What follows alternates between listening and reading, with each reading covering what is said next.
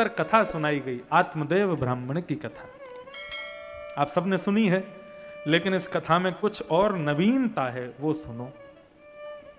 एक आत्मदेव नाम के ब्राह्मण थे, पुरिया धनाश्री। एक आत्मदेव नाम के ब्राह्मण थे और कहां रहते थे? तुंगभद्रा नदी के तट पर रहते थे। इनके कोई संतान नहीं थी। बंधुओं, मैं अपनी कथा में कहा करता हूं कि ठाकुर जी यदि मन वांछित वस्तु दे दें आपको, आप जो चाहते हो वो आपको दे दें, तो इसमें ठाकुर जी की कृपा। लेकिन आपको मन वांछित वस्तु ठाकुर जी यदि नहीं देवें, तो इसमें ठाकुर जी की बहुत बड़ी कृपा है। क्यों? उन्होंने आपके लिए आपसे ज्यादा अच्छा कुछ सोच के रखा है, इसलिए नहीं दिया। जैसे कौन है? तुम ही हो माता, त्वमेव माता च पिता त्वमेव। हम क्यों कहते हैं? बच्चा जाके माँ से कहे, माँ मुझको कोका कोला पीनी है, माँ क्या करती है? देती है ना। माँ बेटे से, अच्छा चल पिलाऊंगी। कब पिलाऊंगी? पहले तू एक काम कर, एक गिलास भर के बढ़िया गरम गरम दूध पी, और जब तू दूध पिएगा उसके बाद तुझको कोका कोला पिलाऊंगी। मां का स्वभाव क्या होता है? बालक दूषित वस्तु मांगे, बालक कुछ अपनी मनवांछित वस्तु मांगे, वो वस्तु यदि बालक के लिए उचित नहीं है तो उस बालक को नहीं देना, बल्कि उसके लिए जो उचित है वो उसको देना। ठाकुर जी वही करते हैं। आपने मनवांछित वस्तु मांगी और आपको यदि ठाकुर जी ने दे दी तो ठीक है, ठाकुर जी की कृपा। लेकिन मनवांछित वस्तु यदि नहीं मिले तो उसमें क्या सोचना? ठाकुर जी की बहुत बड़ी कृपा। अपने मन को सराहना, अपनी पीठ को थपथपाना, बोले तूने तो इतना मांगा, ठाकुर जी ने कुछ और अच्छा सोच के रखा है, चिंता मत कर, मिलेगा कभी ना कभी। तो ऐसे खुद को समझाओ। अच्छा, मैं ठाकुर जी के साथ एक अलग गेम खेलता हूं। हम ठाकुर जी से कभी कुछ ऐसा तो मांगते नहीं, संसारी वस्तु। हम ठाकुर जी से क्या खेलते हैं? बिहारी जी का दर्शन करने जाएंगे ना, तो बाहर से ही मैं सोचता हुआ जाता हूं, आज ठाकुर जी ने ऐसी पोशाक पहनी होगी, आज ठाकुर जी ने ऐसा मुकुट पहना होगा, आज ठाकुर जी ने ऐसी माला पहनी होगी। 3 में से यदि कुछ भी मैच हो गया तो मैं समझ जाता हूं ठाकुर जी मुझसे खुश हैं, और यदि तीनों में से कुछ भी मैच नहीं हुआ तो फिर मैं समझ जाता हूं बेटा सुधार कर, ठाकुर जी तुझसे प्रसन्न नहीं है। और जैसे ही मंदिर में प्रवेश करते हैं तो एक दर्शन की एक दृष्टि बदल जाती है। ऐसा रहता, देखूं देखूं, जैसी देखा और तीनों में से कुछ भी यदि वो हो गया जो मैंने सोचा था, नाचने का मन करता है, मेरे नाथ मुझसे प्रसन्न है।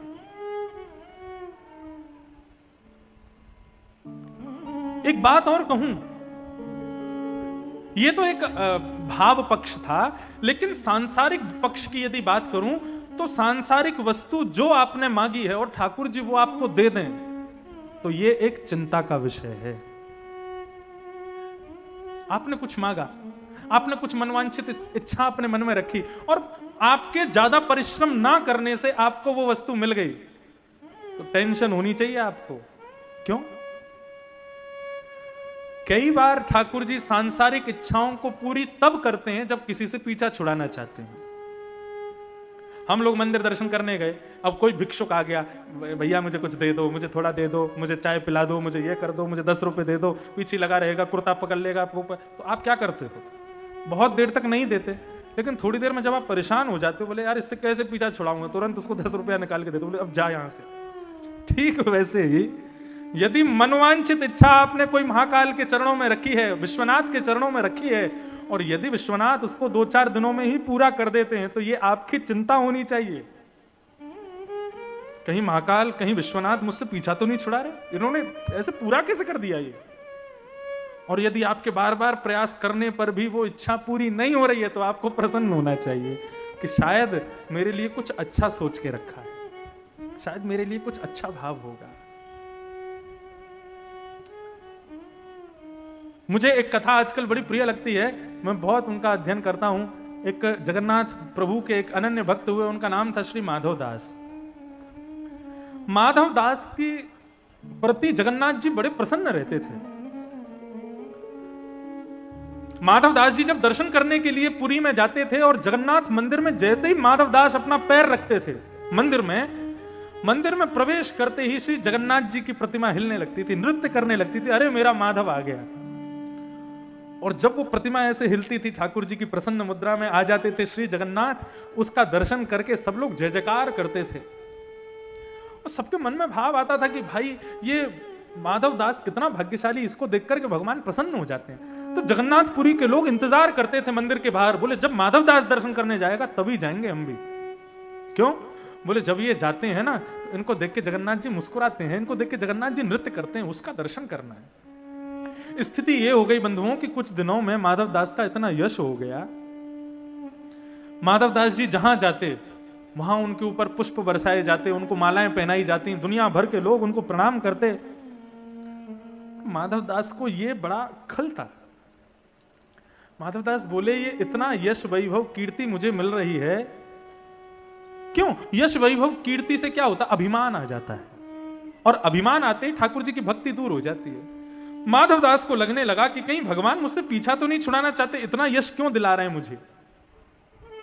साधारण व्यक्ति की सोच कैसी होती है? यश मिलने पर वो खुद पर वाहवाही करता है, वाह मैंने कुछ अच्छा किया इसलिए मुझे यश मिल रहा है। लेकिन वैष्णव भक्त को जब बहुत यश मिलता है तो उसे चिंता होती है, कहीं ठाकुर जी खुद से दूर तो नहीं कर रहे, इतना यश क्यों मिल रहा है मुझे। माधवदास को इतना यश मिलने लगा, माधवदास जी ने अपना रूट बदल दिया। वो जिस मार्ग से रोज जाते थे उस मार्ग पर लोग खड़े रहते थे, पलकें बिछा करके, फूल लेकर के, मालाएं लेकर के, सुंदर सुंदर पदार्थ उनके भोग के लिए रखते थे। माधवदास जी ने अपना रास्ता बदल दिया, बोले अब यहां नहीं आऊंगा, यहां सब सम्मान करते हैं। दूसरी तरफ जाने लगे, दूसरी तरफ जाने लगे तो वहां भी सम्मान होने लगा, तो वो भी बदल दिया। तीसरी तरफ जाने लगे। अब तो माधवदास जी जगन्नाथपुरी में खोजने लगे कहां मेरा अपमान होगा। अपमान करवाना है खुद का। क्यों? बोले इतना सम्मान हो रहा है, मुझे पच नहीं रहा, मुझे लग रहा है ठाकुर जी मुझे कहीं दूर तो नहीं कर रहे। तभी माधवदास जी एक गली से जा रहे थे, तो उस गली में एक मैया का घर था। वो मैया सब पे चिल्ला रही थी, सबको गालियां दे रही थी, सबके ऊपर उठा उठा करके कंकड़ पत्थर फेंक रही थी। माधवदास बोले मिल गया ठिकाना, यही बढ़िया है, ये मैया अच्छी है, सबको गाली दे रही है, सबको मार पीट रही है, इसी के पास जाना है रोज। 2-4 गाली रोज देगी तो कम से कम हमारी मन को संतुष्टि रहेगी। और माधवदास जी नित्य उनके यहां जाने लगे। पहले दिन गए तो मैया ने भोजन करा दिया, मैया को भी पता थी ये भक्त हैं। अब माधवदास जी तो रोज जाने लगे, दूसरे दिन भी पहुंच गए, तीसरे दिन भी पहुंच गए। अब तो नित्य उस मैया के यहां जाने लगे। तो मैया को आया गुस्सा, बोले रोज रोज मेरे घर आ जाते हैं, कोई ढाबा है, रोज आ जाते हैं भोजन करने। मैया ने एक तरीका अपनाया, सब्जी का रंग बिगाड़ देती, उसमें कभी नमक ज्यादा डाल देती, मिर्च ज्यादा डाल देती कि ये खाएंगे तो इनको मिर्च लगेगी तो कल से आना बंद करेंगे। लेकिन माधवदास जी बड़े चतुर, जैसी सब्जी खाते तेज नमक तेज मिर्च जैसी लगती, प्रसन्न होकर कहते वाह भैया आज तो तुमने कमाल ही कर दिया, इतना स्वादिष्ट भोजन बनाया है क्या बताऊं, और दिन तो फीका लगता था, आज तो तुमने आनंद कर दिया। मैया बोली अब तो पानी सिर से ऊपर जा रहा है, ये बाबा रोज रोज आ जाता है, कल आने दो, कल बताऊंगी इसको। दूसरे दिन जैसे ही माधवदास पहुंचे, मैया से बोले मैया भिक्षा कराओ, भिक्षा खिलाओ। मैया पोंछा लगा रही थी, तो पोंछा लगाते लगाते पोंछा ही फेंक के मार दिया माधवदास पे, ले भिक्षा, यही है आज की भिक्षा, खा जा इसको। माधवदास जी पे जैसी पोंछा आकर के पड़ा, तो भिक्षा में कुछ भी मिले भक्त उसको स्वीकार करता है। हमको केवल माला देवे कोई, हम उसी को स्वीकार करें, कोई गाली देवे उसको स्वीकार ना करें तो हमारी भक्ति में कमी है। कोई गाली देवे तो उसको भी हाथ जोड़ के स्वीकार करो। कोई तुम्हें बुरा कहे सुनकर करो क्षमा, अपनी वाणी का स्वर संभाल लो बस हो गया भजन, मन की तरंग मार लो बस हो गया भजन। भजन क्या है? यही तो भजन है। किसी ने आपको बुरा कहा, आपने सुन लिया, मुस्कुरा दिए और उसको प्रणाम कर दिया, बस चले जाओ वहां से। गलती कहां करते हैं हम? किसी ने बुरा कहा और फिर पलटवार में हम भी बुरा कहते हैं, ये गलत है। तो महाराज माधवदास जी को पोंछा फेंक के मारा। माधवदास जी ने उसी को सिर से लगाया, बोले जय हो जगन्नाथ, आज जैसी भिक्षा मुझे कभी नहीं मिली। एक जगन्नाथपुरी के भक्त के आंगन में रिगड़ा हुआ, सदा चला हुआ पोंछा, इस आंगन में कभी तो जगन्नाथ आए होंगे, कभी तो बलभद्र सुभद्रा ने अपने चरण पधराए होंगे, उनके चरण का आश्रित ये पोंछा मुझे प्राप्त हो गया, इससे बड़ा उपहार मुझे क्या मिलेगा। लेकिन दुविधा में पड़ गए। क्यों? भिक्षा में जो कुछ भी मिलता है वो पहले जगन्नाथ जी को देते हैं, फिर अपने प्रयोग में लेते हैं। बोले पोंछा जगन्नाथ जी को कैसे दूं मैं? रोज भोग प्रसाद सामग्री मिलती थी तो जगन्नाथ जी को दे देता था, पा लेता था, लेकिन अब ये पोंछा कहां से दूं? युक्ति आई दिमाग में। समुद्र किनारे गए और एक छोटे से पत्थर पर जाकर के पोंछा सुखा दिया। और जैसे ही पोंछा सूख गया, सूख करके उसका सारा पानी निकल गया, उसके रोयों को इतर बितर करके बिल्कुल उस पोंछे को विदीर्ण करके उससे एक दिया बना करके उसको एक उसकी बाती बना करके दिया में रख के घी पधरा के माचिस से प्रज्वलित करके जगन्नाथ जी की आरती कर दी। बोले हो गया समर्पित श्री जगन्नाथ जी। तो वैष्णव का लक्षण क्या है? ठाकुर जी यदि मनवांछित इच्छा पूरी कर दें तो उनकी कृपा, और मनवांछित इच्छा पूरी ना करें तो उनकी बहुत बड़ी कृपा। आत्मदेव के यहां पर सब कुछ था लेकिन संतान नहीं थी। इस बात से आत्मदेव बड़े दुखी रहते थे, मेरे संतान क्यों नहीं है। ठाकुर जी यदि किसी को संतान नहीं देते ना, किसी को पुत्री दी पुत्र नहीं दिया, पुत्र दिए तो पुत्री नहीं दी, या किसी को दोनों में से कुछ भी नहीं दिए, उनको यह सकारात्मकता मन में रखनी चाहिए कि हमको ठाकुर जी ने साधारण जीवित मरण करने वाले बालक भगवान ने नहीं दिए। हमारे बालक साक्षात स्वयं श्रीमन नारायण ही हैं, साक्षात बालकृष्ण ही हमारे पुत्र हैं, श्री किशोरी जी ही हमारी बेटी हैं, इसलिए हमको साधारण बालक नहीं दिया उन्होंने। ऐसी भावना रखो। जीवन को एक सूत्र समझ लीजिए, जीवन में जिस भी वस्तु का अभाव है उस अभाव के स्थान पर ठाकुर जी को बिठा दो। चाहे वो बेटी का है, बेटा का है, पत्नी का है, पति का है, मां का है, पिता का है, भाई का है, बंधु का है, और एक अभाव तो सबके जीवन में है ही, किसका? मित्रता का।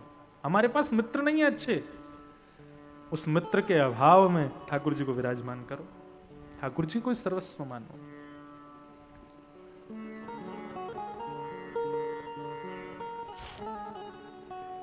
आत्मदेव को पुत्र नहीं थे, एक दिन घर छोड़ करके आत्महत्या करने के लिए वन में जाने लगे। तभी एक महापुरुष संत ने इनको देखा और देख करके बोले, अरे आत्मदेव क्या कर रहे हो? बोले आत्महत्या करने आया हूं। क्यों? बोले मेरे संतान नहीं है। बोले अरे संतान नहीं है तो इसमें खुशी मनाओ, भगवान ने तुमको चिंता नहीं दी, दोनों पति पत्नी बैठ करके भजन करो भगवान का। बोले नहीं, आप क्या जानो, बिना संतान के घर खाता है हमको, हमें संतान चाहिए। संत ने बताया, बोले आत्मदेव इस जन्म की तो क्या कहो, तुम्हारे अगले 7 जन्म तक बालक नहीं है। आत्मदेव ने चरण पकड़ लिए, बोले कि अब तो मुझे संतान आप ही दोगे। जब आप ये पढ़ सकते हैं कि मुझे 7 दिन तक बालक नहीं है, 7 जन्मों तक बालक नहीं है, तो आप पे इतनी सामर्थ्य भी होगी कि आप अपनी तपस्या के बल से मुझे बालक दे दो। संत कौन है? जो ठाकुर जी की करनी पर भी अपनी कलम चला दे, वही तो संत है। संत की कृपा हो जाए तो ठाकुर जी ने जो लिखा होगा वो भी ठाकुर जी मिटा देते हैं। बोले नहीं, उसका आशीर्वाद है, तो आप ऐसा आशीष दो कि मुझे पुत्र प्राप्त हो, और यदि आपने ऐसा नहीं किया तो मैं आपके सामने अपने प्राणों का परित्याग कर दूंगा। संत हृदय नवनीत समाना, संत का हृदय तो मक्खन के जैसा होता है। उन संत ने अपने झोला में से एक सेब निकाला और प्रार्थना करते हुए ठाकुर जी से बोले, जीवन पर्यंत मैंने जितना भी भजन किया है वो सब इस फल में आ जाए और इनके घर में एक बालक उत्पन्न हो जाए, ऐसी कृपा कर दो।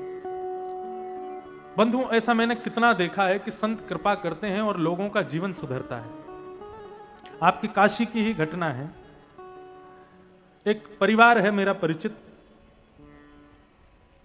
उस परिवार के एक बालक को अपने मन चाहे स्थान पर विवाह करना था, लेकिन कुछ दोषों के कारण वो विवाह असंभव था। और काशी के एक बहुत बड़े विद्वान महापुरुष संत ने मना किया, बोले कि नहीं, यहां विवाह नहीं होना चाहिए। क्यों? यदि विवाह हुआ तो परिवार में बहुत बड़ी अनहोनी हो सकती है। लेकिन लड़का तो अड़ गया, बोले कि नहीं, मुझे तो यहीं विवाह करना है, मैं तो और कहीं विवाह करूंगा नहीं। माता पिता ने जाके उन महाराज जी से प्रार्थना की, बोले महाराज जी हमारा बेटा मान नहीं रहा है, वो तो वहीं विवाह करेगा। तो उन महापुरुष ने क्या किया, बोले कि अच्छा ठीक है, तो फिर एक ही उपाय है। बोले क्या उपाय? बोले एक यज्ञ होगा और उस यज्ञ के माध्यम से जो दोष है उसको हम नष्ट करेंगे। बोले ठीक है। तो एक यज्ञ का कार्यक्रम हुआ काशी में। कितने ब्राह्मण बैठे, कितनी आहुतियां लगी, कितने दिनों तक यज्ञ चलता रहा। यज्ञ की पूर्णाहुति में कुछ ऐसा हुआ जिसको देख करके सब दंग रह गए। जो संत उस यज्ञ के अध्यक्ष बने थे, यज्ञ की पूर्णाहुति होते ही उन्होंने अपने वर्षों की विराट जो जटाएं थीं, उन जटाओं का मुंडन करके यज्ञ आहुति में विसर्जित कर दिया। ये देख करके वो परिवार आश्चर्यचकित हो गया, चरणों में गिर गए, बोले महाराज कम से कम आपकी आयु 80 वर्ष की है और कम से कम 70 वर्ष के ये जटाएं आपके मस्तिष्क पर विराजती हैं। 10 वर्ष की आयु से आप काशी में रहने लगे, तब से आपने एक क्षण में इसको नष्ट कर दिया। तो वे कहने लगे, बोले यदि मैं अपने 70 वर्ष की जटाओं की तपस्या तुम्हारे पुत्र को नहीं देता तो इसका जो योग है वो बिगड़ जाता, और जहां ये विवाह कर रहा है वहां पर बहुत बड़ी अनहोनी हो जाती। अब 70 वर्ष तो मेरी जटाओं की तपस्या इसकी रक्षा करेगी। 70 वर्ष तक इसको कुछ नहीं होगा, और 70 वर्ष बाद कुछ हो जाए तो उसमें चिंता क्या, 25 साल का तो ये हो ही गया है। उन्होंने अपनी जटा ही आहुति में दे दी। संतों का हृदय ऐसा होता है। हम क्यों संतों को प्रणाम करना चाहते हैं? क्यों तुलसीदास जी कहते हैं श्री गुरु चरण सरोज रच निजमन मुकुर सुधार? क्यों संतों की चरण रज को अपने मस्तिष्क से लगाओ?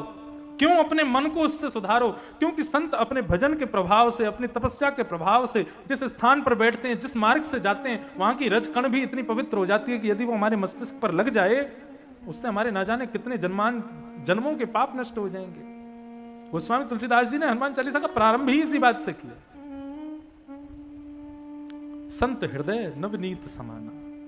लेकिन बंधुओं, हमें चाहिए संतों से उनके तप का बल कभी मत मांगना, क्योंकि इस जन्म में तो तुम प्रसन्न हो जाओगे, इस जन्म को तो तुम सुखी में जी लोगे, लेकिन उसका परिणाम मृत्यु के बाद मिलेगा। क्यों?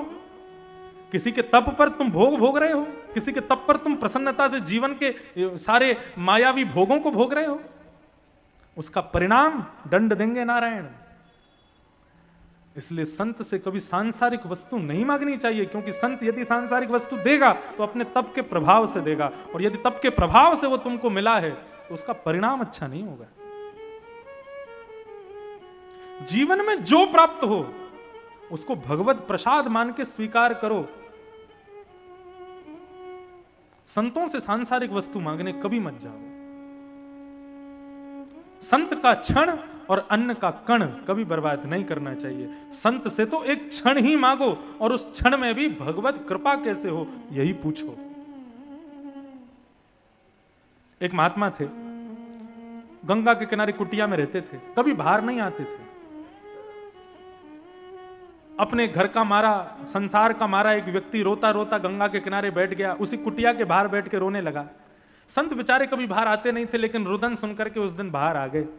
वो बाहर आकर के उस बालक से बोले, बेटा क्यों रो रहे हो? बोले, मेरी पत्नी छोड़ के चली गई, बच्चे मेरी मानते नहीं, मेरा परिवार पूरा इतर बितर हो गया, सारे पैसे मेरे डूब गए, मैं कंगाल हो गया, दुखी हूं, इतने वर्षों से लगा हूं जीवन ऐसा, अब तो मैं मर जाऊं, उसी में भलाई है।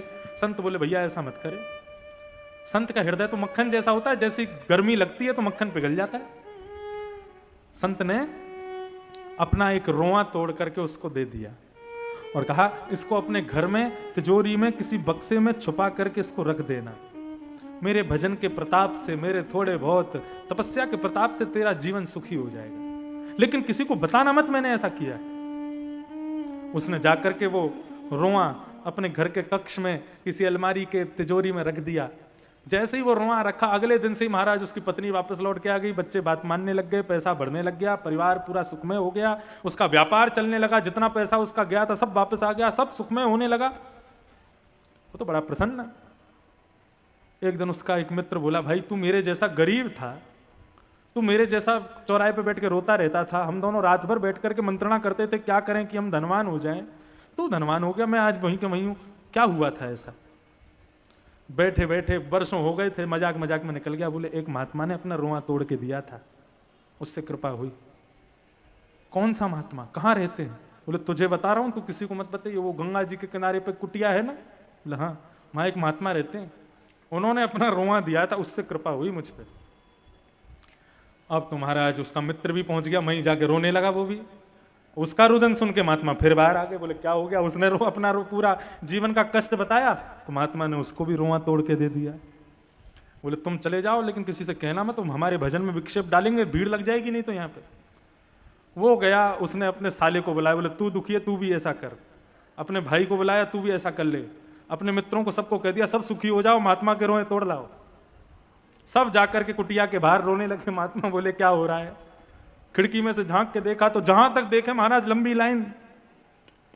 लोगों को कहो कथा हो रही है, नहीं आएंगे। वहां पे एक महात्मा रोए बांट रहे हैं, उससे कृपा हो जाती है। भीड़ समाएगी नहीं महाराज, इतने लोग पहुंच जाएंगे। यहां ज्ञान मिल रहा है, बाहर से देखेंगे, देख के फिर चले जाएंगे। यहां क्या हो रहा है? बोले बिना मेहनत के जीवन को सुखी बनाने का उपाय बताया जा रहा हो। महाराज मारकाट मच रही है लोगों में। संसार कितना विचित्र है।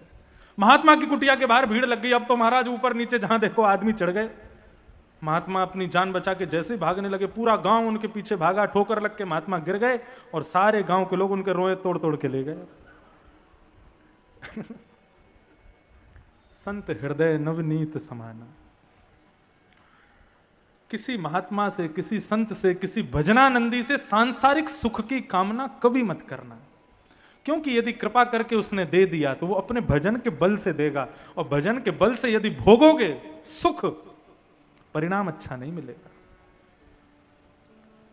यदि कोई ऐसे चमत्कारी महात्मा है, कोई ऐसे भजनानंदी महात्मा है, तो जाकर के यही पूछना, श्री कृष्ण चरण कमल की प्राप्ति कैसे होगी?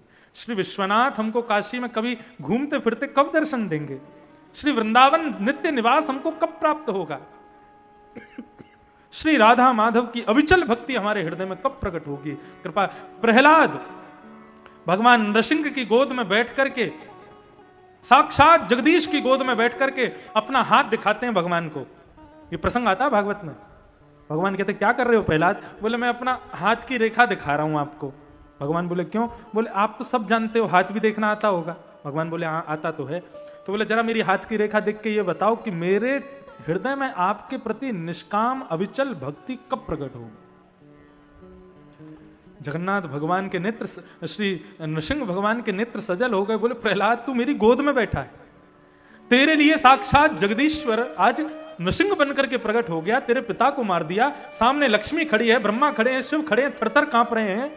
इनकी मजाल नहीं कि आकर के मेरे सामने स्तुति गा दें, और तुझे मैं गोद में लेके बैठा हूं, अब भी तुझको ऐसा लगता है कि तेरे अंदर भक्ति नहीं है, और तू मुझसे यही पूछ रहा है कि मेरे अंदर अविचल भक्ति कब आएगी? मैं एक भक्त हूं, यह भी एक सूक्ष्म अभिमान है। सदा स्वयं को अपूर्ण ही समझो। कई लोग कहते हैं हम भक्ति करते हैं, लेकिन महाराज जी मन में संतोष नहीं होता। अरे नहीं होना चाहिए। संतोष हो गया तो अगले दिन से नहीं करोगे। संतोष नहीं होता इसीलिए तो रोज करते हो। यदि किसी चीज भूख रोज लग जाती है इसीलिए तो भोजन बनाते हो। एक बार खाते ही पेट भर जाए तो फिर भोजन क्यों बनाओगे? भक्ति में अपूर्णता लगती है, कथा सुन के अपूर्णता लगती है, इसीलिए तो रोज सुनते हो, इसीलिए तो रोज करते हो। उसमें अपूर्ण ही रहना है हमें, उसमें कभी पूर्णता का अनुभव ना हो, ये प्रार्थना करो भगवान से।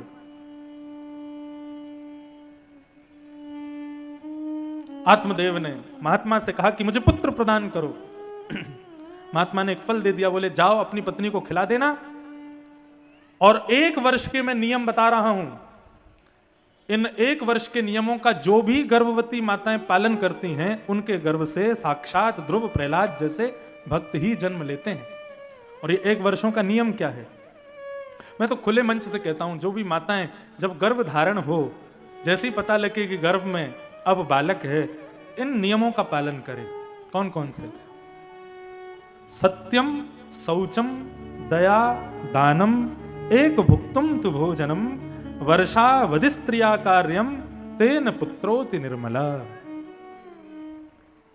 सबसे पहली बात, जैसे ही पता लगे कि अब गर्भ में ठाकुर जी का कोई भक्त आ गया है, जब तक उसका जन्म ना हो जाए तब तक संकल्प कर ले कि असत्य ना बोले मैया, केवल सत्य का संभाषण करे, मजाक में भी झूठ ना बोले, केवल सत्य कहे। हाँ, वो बात अलग है कि घर पर कोई आपत्ति विपत्ति आ गई, पति पर कोई बहुत बड़ी आपत्ति विपत्ति आ गई और वहां आपको असत्य बोलोगे तभी सब बचेंगे, तो फिर बात अलग है। लेकिन वैसे झूठ का आश्रय ना ले। पहली बात सत्य बोले। दूसरी बात शौचम, यानी कि अत्यंत पवित्र रखे स्वयं को। ठीक उस प्रकार जिस प्रकार ठाकुर जी संग रहते हैं तो हम पवित्रता रखते हैं उस स्थान पर कि पवित्र ठाकुर जी बैठे हैं। ऐसे मन में विचार करें कि गर्भ में अब साक्षात भगवान है, स्वयं को पवित्र रखे। झूठे बर्तन, झूठे वस्त्र, झूठी वस्तुएं आसपास ना रहने दे, अप्रश्न रहने का प्रयास करे। सत्यम, शौचम, और तीसरी बात दया। शत्रु भी सामने क्यों ना आ जाए उस पर भी दया करे, किसी के प्रति भी क्रोध ना करे। क्रोध तो उसको आना ही नहीं चाहिए। बंधुओं, ये 9 महीने की तपस्या है माताओं की, और यदि इस तपस्या को इन नियमों से पालन कर दिया तो गर्व से फिर स्वामी विवेकानंद जैसे बालक ही होंगे, फिर गर्व से रामकृष्ण परमहंस जैसे, सूरदास, कुंभनदास, रैदास, तुलसीदास जैसे ही बालक जन्म लेंगे। तपस्या करे तो सही मां। लेकिन आजकल क्या हो गया, माताएं बहनें गर्भवती होती हैं तो वो तो पूरे परिवार को सेवा में और लगा लेती हैं। आजकल के नई नई माताएं जो बनती हैं, हमसे तो उठा नहीं जाएगा, अरे आपको क्या पता कितना कष्ट होता। मुझे तो खैर अनुभव नहीं, लेकिन भागवत में पढ़ा है, मैं वो बता रहा हूं। सत्य बोले, शौचम यानी पवित्रता रखे, दया, सब पर दया करे, क्रोध ना करे, और चौथी बात दानम, रोज प्रातःकाल उठ करके किसी वस्तु का, किसी अन्न का, धन का, वस्त्रों का, किसी भी वस्तु का दान करे। दानम। और सबसे कठिन है ये 5वां, एक भुक्तम तु भोजनम, भोजन केवल एक समय करे। ये तो कठिन है, लेकिन 5 में से 4 नियम कर ले, भले ही 4 बार भोजन करे दिन में, लेकिन बाकी के 4 नियमों का पालन कर ले तो वर्षावधि स्त्रिया कार्यम, 1 वर्ष तक जो ये माताएं इनका पालन करती है इन नियमों का, तेन पुत्रोति निर्मल, उनकी पुत्र और पुत्री जो जन्म लेगी वो उस कुल को, वो उस शहर को, वो उस राष्ट्र का कल्याण करने के लिए जन्म लेगी। वो साधारण बालक नहीं होगा। फिर ये बात आत्मदेव को समझा रहे थे ब्राह्मण की, जाओ अपनी पत्नी को ये फल दे देना और 1 वर्ष के ये नियम है इनका पालन करने के लिए उसको आदेश दे देना। आकर के आत्मदेव ने अपनी पत्नी को फल दिया और कहा कि इसको खा लो, तुम्हारे गर्भ में बालक हो जाएगा। लेकिन उसकी पत्नी कौन? धुंधुली। वो मन में विचार करने लगी, फल खा लूंगी, पेट में बालक आ जाएगा, फिर जहां चाहूंगी जा ना सकूंगी, जिससे चाहूंगी लड़ ना सकूंगी, कुछ भी नहीं कर पाऊंगी मैं, ऐसा जीवन तो नहीं जीना मुझे। उसने सोचा कि मेरी एक सहेली है, उसके 9 बालक हो चुके हैं, 10वां होने वाला है, उसको पैसों की बहुत जरूरत है, मैं 9 महीने के लिए अपने मायके चली जाती हूँ, अपनी सहेली को बहुत पैसा दे दूंगी, उसके बेटे को लेके यहाँ आ जाऊंगी, पति को बोल दूंगी मैं गर्भवती थी, मेरा बालक हुआ, और रही बात फल की तो हमारे घर की एक गाय बांझ है, उसको फल खिला देती हूँ। गाय को फल खिला दिया और स्वयं अपने पति से कह के चली गई कि मैं तो अपने मायके जा रही हूं, मुझे लग रहा है कि अब मेरे गर्भ में बालक है, मायके में रह के आऊंगी तो बालक अच्छा होगा। और मायके का बहाना करके गई, अपनी सहेली को बहुत धन दे दिया, कहा 9 महीने बाद जब बालक हो तो मुझे दे देना। अब उस टाइम पे ये व्हाट्सएप कॉलिंग और ये फेस टाइम वगैरह वीडियो कॉलिंग तो थी नहीं कि आत्मदेव जी रोज वीडियो कॉल करके पूछ लें कैसी हो। 9 महीने तक कुछ अता पता ही नहीं पत्नी कहाँ है।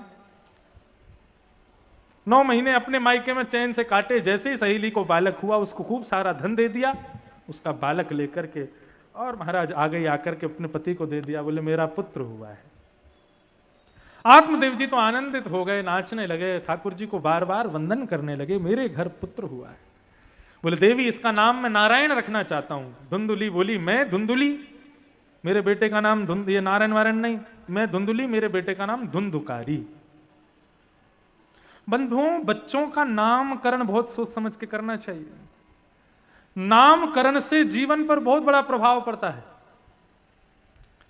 इसलिए अक्षर आदि देख करके, ब्राह्मणों से पूछ करके, वेदों में गुरुजनों से, संतजनों से पूछ करके तब बालकों का नाम रखना चाहिए। अच्छा, लोग नाम तो रख देते हैं बढ़िया, लेकिन फिर एक और नाम रख देते हैं उसका निकनेम, और वो निकनेम इतने विचित्र होते हैं। वैसे तो मेरा नाम जो है प्रियव्रत है, लेकिन घर में लोग बोलते हैं बहुत बड़ा नाम है प्रियव्रत, प्रियव्रत, इसलिए घर के लोग मुझे मोंटू बुलाते हैं। अब किसी का नाम मोंटू ही होगा तो मोंटू नाम से उद्धार नहीं होगा उसका। जिस नाम का उच्चारण अधिक होता है आपको बुलाने के लिए, वही नाम आपका दर्ज होता है भगवान के पास। तो बच्चों के निकनेम मत रख दिया, गोलू, फोलू, मोंटू, चिंकी, फिंकी और जाने क्या क्या नाम निकनेम रख देते हैं। जो नाम है वही रखो, उसी से ही पुकारो उसको। अभी गया था विदेश तो वहां एक मिले, उनका नाम था जगदीश। लेकिन उन्होंने अपना नाम रख लिया जैक। क्यों? बोले यहाँ विदेशी लोग जगदीश नहीं बोल पाते, तो मैंने कहा तुम्हारी पर जैक लगा के होगा कल्याण। मैंने जगदीश ही बुलवाया करो, विदेशियों का भी कल्याण होगा। अपने मुख से जगदीश बोलेंगे, जितनी बार तुमको जगदीश कहकर के बुलाएंगे उतनी बार उनका भजन काउंट होगा। अभाव कुभाव अनख आलसहु, नाम जपत मंगल दिस दसहु। चाहे भाव से जपो चाहे कुभाव से जपो, नाम तो भगवान का है। अरे अपना नाम ऐसा रखो कि सामने वाला व्यक्ति मांस भक्षी भी हो, यदि वो भी तुम्हारा नाम गाए तो एक बार का नाम उसका भी काउंट तो होगा ना। नामकरण पर बहुत ध्यान देना चाहिए, बच्चों का नाम बहुत अच्छा रखना चाहिए। और नामकरण कर भी दो तो उसके बाद ये निकनेम रखो भी, तो निकनेम क्या रखो? जैसे हमारे ठाकुर जी का नाम क्या है? कृष्ण, लेकिन निकनेम क्या है? कन्हैया, कनुआ, गोपाल, गोविंद। इन नामों से मैया बुलाती है। ऐसे नाम रख लो बालकों के, लेकिन ये फालतू के ये छोटे शॉर्ट फॉर्म मत रखा करो, इससे दूषित हो जाएगी उसकी बुद्धि। अब नाम तो है लक्ष्मीकांत, लेकिन निकनेम क्या? पप्पू। कितना विचित्र लगता है सुनने में। तो बच्चों के नाम अच्छे रखने चाहिए।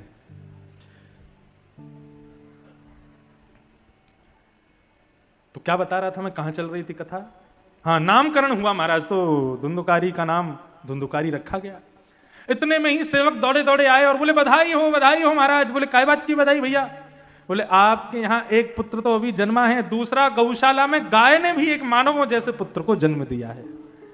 दौड़ करके आत्मदेव गए, उस बालक को लेकर के आए, तो बालक का अंग तो बिल्कुल मानवों जैसा, गाय थे, कान थे गौ माता के जैसे। तो आत्मदेव प्रसन्न हो गए। देवी, बड़े बेटे का नाम तुमने रखा, छोटे बेटे का नाम मैं रखता हूं, और इसका नाम मैं रखता हूं गोकर्ण। गोकर्ण।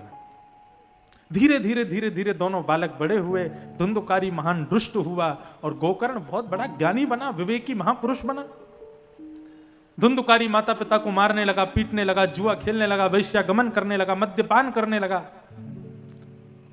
एक दिन पुत्र से परेशान होकर के वन में चले गए आत्मदेव, और तब वन में आकर के गोकर्ण जी ने अपने पिता के मन के संशय को इन 2 श्लोकों से दूर किया। इसको गोकर्ण गीता कहते हैं। गंगा जी का तट है, काशी विश्वनाथ की भूमि है, और ऐसा कह दूं तो कोई अतिशयोक्ति नहीं है, ये 2 श्लोक की भागवत है जो यहां गोकर्ण जी अपने पिता को सुनाते हैं। बहुत ध्यान से सुनिए, और इसके संग ही हम आज के विषय को विराम देंगे। पिता अपने पुत्र से परेशान होकर घर छोड़ करके वन में जाकर के बैठ गए। तब आत्मदेव को गोकर्ण जी ने आकर के जो ज्ञान दिया है अद्भुत है। क्या कहते हैं पिताजी? देह स्थिमां सरुधिरे भिमतिं त्यजत्वं जाया सितादिषु सदा ममतां विमुञ्चे पश्यानिशं जगदिदं क्षणभङ्गं विनिष्ठं वैराग्यरागरसिको भवभक्तिनिष्ठः।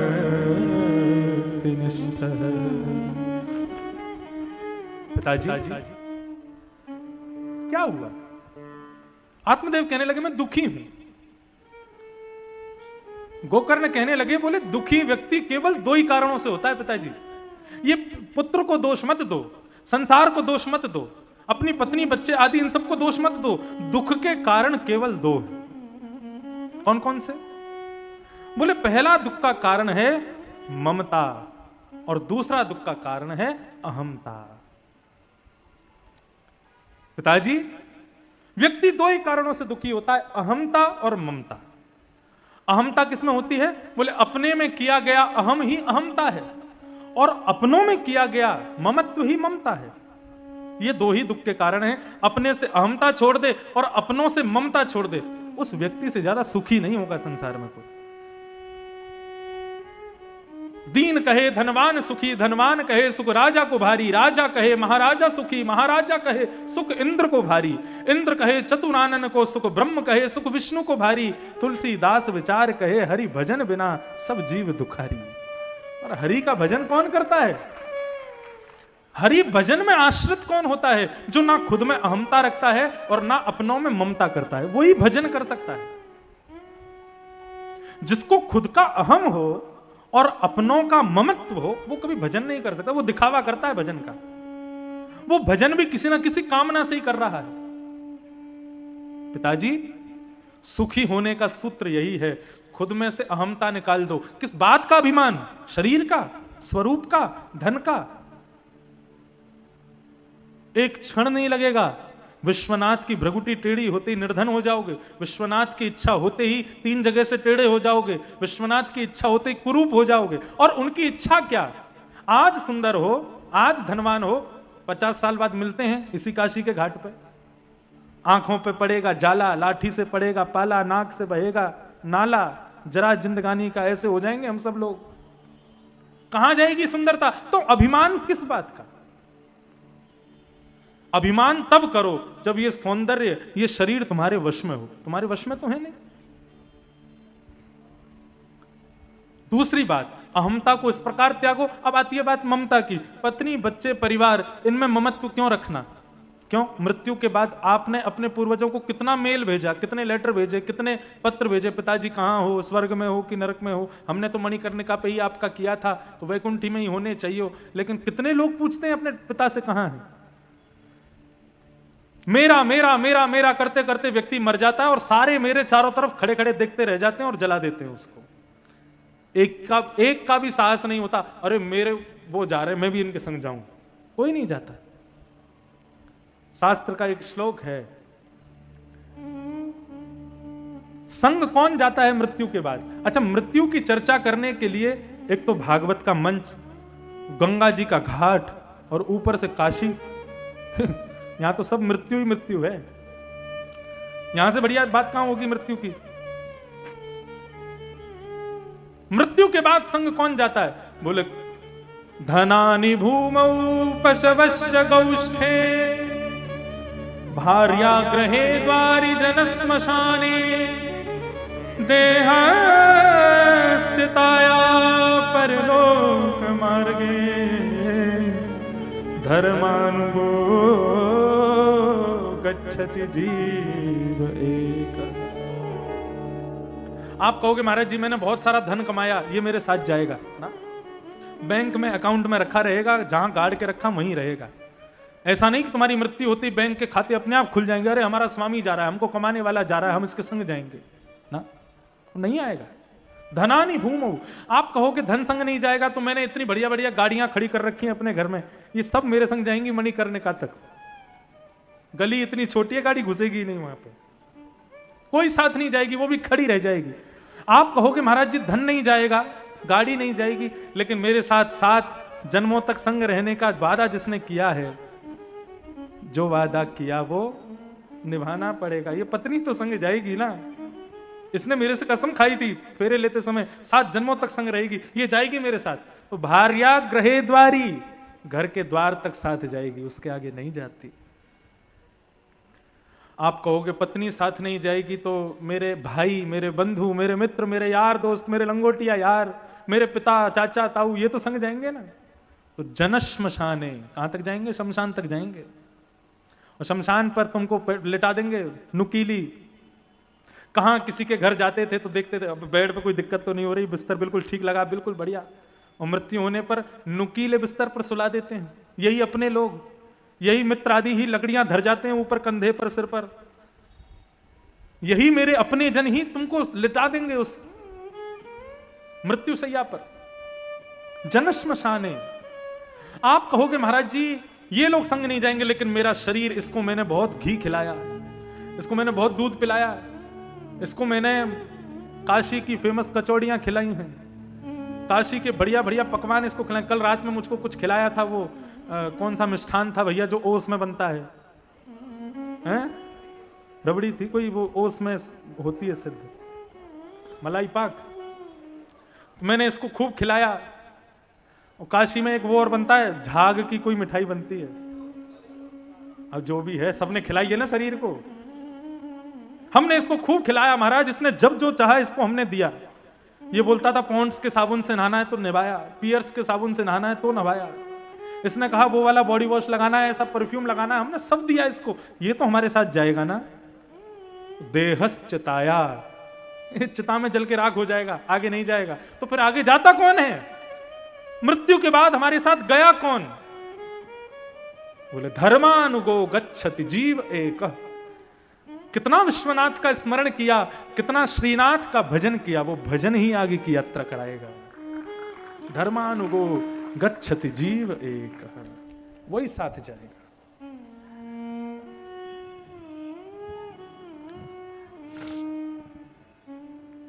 तो पिताजी, अहमता किसके लिए और ममता किस पर करनी है? अपने से अहमता को दूर करो और अपनों से ममता को दूर करो, आप सबसे ज्यादा सुखी हो जाओगे। ये पहला सूत्र बताया। अच्छा, एक बात, हमारे पूज्य पिताजी महाराज के पूज्य सदगुरुदेव भगवान अनंत श्री विभूषित श्री रामानुज गुरु जी, वे कहा करते थे इसी श्लोक में कि व्यक्ति की ममता किसमें नहीं होती, व्यक्ति का ममत्व किसके प्रति नहीं जगता। बोले व्यक्ति का ममत्व मृतक शरीर में कभी नहीं होता, मरे हुए शव में कभी आपकी ममता नहीं हो सकती, चाहे वो कितना भी अपना हो, फिर भी लोग उसको भेज देते हैं शमशान पे। क्यों? क्योंकि उसके प्रति ममता नहीं बना पाया। तो हमारे पिताजी महाराज के गुरुजी कहते थे, बोले संसार से ममता से बचना है तो चलते फिरते जितने भी हैं सबको मरा हुआ ही समझो, सबको मृतक शव के समान मानो, तो किसी में भी ममता नहीं होगी। यदि किसी में ममता जग रही हो तो आंख बंद करके ऐसा विचार करो, जब ये मर जाएगा तब क्या होगा? उसके प्रति ममता अपने आप ही नष्ट हो जानी है, ममत्व अपने आप नष्ट हो। ये दोनों सुनने में बहुत सरल हैं, अहमता और ममता, लेकिन करने में बड़े कठिन है। लेकिन जो कर लेगा वही सर्व सुखी है। पहले श्लोक में अहमत्व और ममत्व को दूर करने की बात बताई, और दूसरे श्लोक में क्या कह रहे हैं? धर्मं भजस्व सततं त्यज लोक धर्मान् सेवस्य साधु पुरुषां जहि काम तृष्णाम् अन्यश्च दोष गुण चिंतनमाशु मुक्त्वा सेवा कथा रसमहोदितरां पिबध्वम्। धर्म को करो, जो धर्म आज्ञा करे, जो शास्त्र आज्ञा करें, जो वेद आज्ञा करें, उनको करो, वही धर्म है। धर्मम भजस्व सततम त्यज लोक धर्मान। लोक धर्मों को छोड़ो, पत्नी नाराज, बच्चे नाराज, भाई नाराज, माता पिता नाराज, भूआ फूफा नाराज, सबको मनाने में लगे हो, ये लोक धर्म सब छोड़ो। धर्मम भजस्व अन्यश्च दोष गुण चिंतनमाशु मुक्त्वा। दूसरे में गुण और दोष देखना बंद कर दो। सब ठाकुर जी के स्वरूप हैं, सब में ठाकुर जी का अंश देखो। विनोदा भावे तो कहते थे, सब में गुण देखो, खुद में अवगुण देखो। हमारी दृष्टि अभी कैसी है? हम सब में अवगुण देखते हैं। ये बहुत बोल रहा है बगल वाला, ये देखना कितना खारा है, ये देखना कितना ज्यादा लालची है, ये देखना कितना ईर्ष्यालु है, ये ऐसा है, ये क्रोधी है, ये वो है। खुद को देखा? अवगुण देखने हैं, खुद में देखो, और सामने वाले में सदैव गुण का ही दर्शन करो। उसमें कितने भी अवगुण हो, आप यही खोजो कि इसमें गुण क्या है। इस संसार में ठाकुर जी ने इसको भेजा है, बिना गुणों के तो नहीं आया होगा, गुण तो कुछ होगा इसमें। अन्यस्य दोष गुण चिंतन माश मुक्त्वा सेवा कथा रसमहो नितराम पिबध्वम्। कथा का आश्रय ले लो, सेवा का आश्रय ले लो, और सदा सर्वदा के लिए प्रसन्न हो जाओ। ये दो श्लोकों का भाव बता करके पिता आत्मदेव को आनंदित किया श्री गोकर्ण जी ने, और इस भाव को सुन करके आत्मदेव जी वन में गए और भागवत का आश्रय लेकर के उन्होंने अपने प्राणों का परित्याग कर दिया। धुंधुकारी एक प्रेत बन गया था।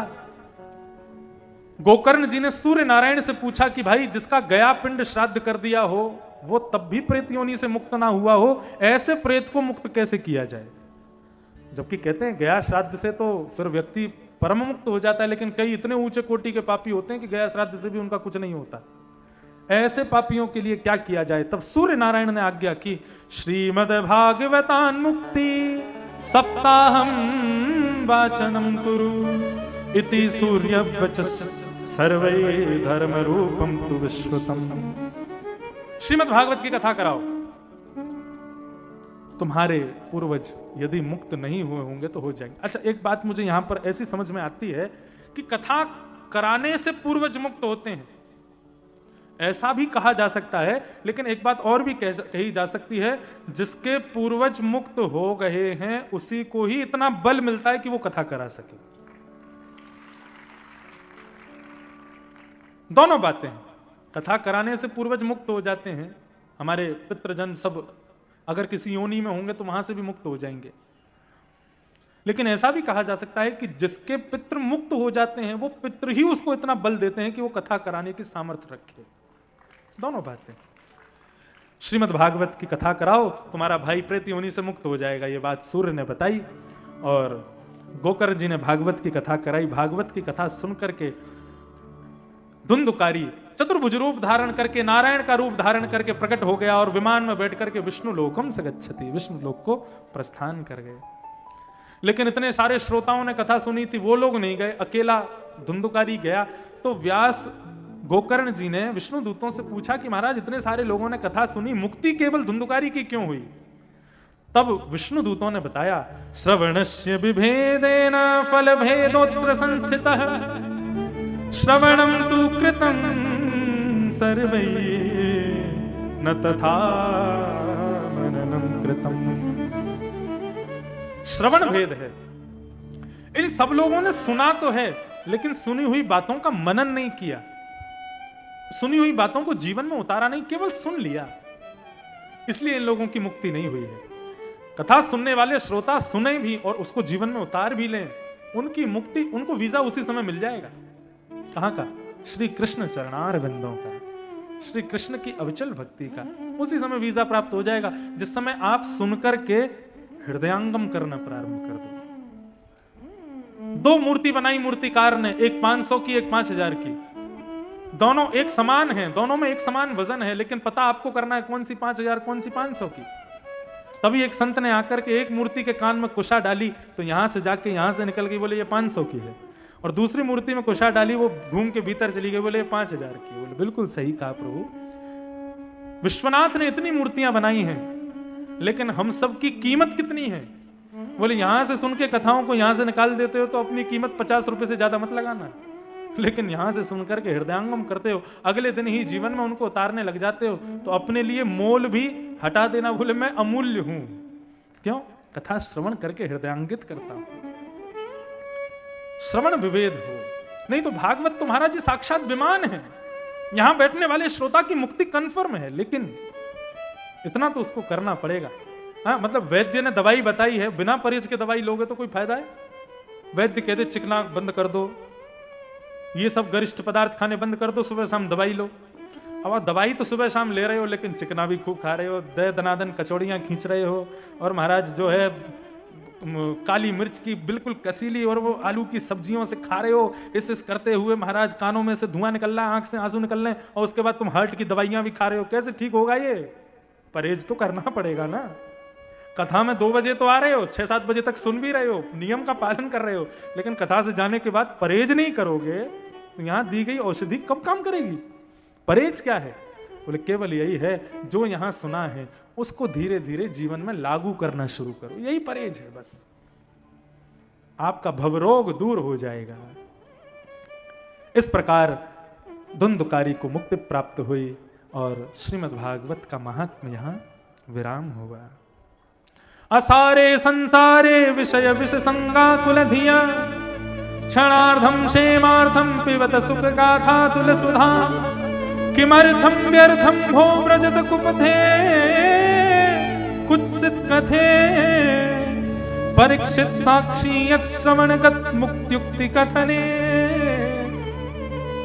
असारे संसारे, इस असार संसार में केवल ये कथा ही है जो हमें सुख का आनंद कराती है। इसके आश्रित होकर के चलने लगो।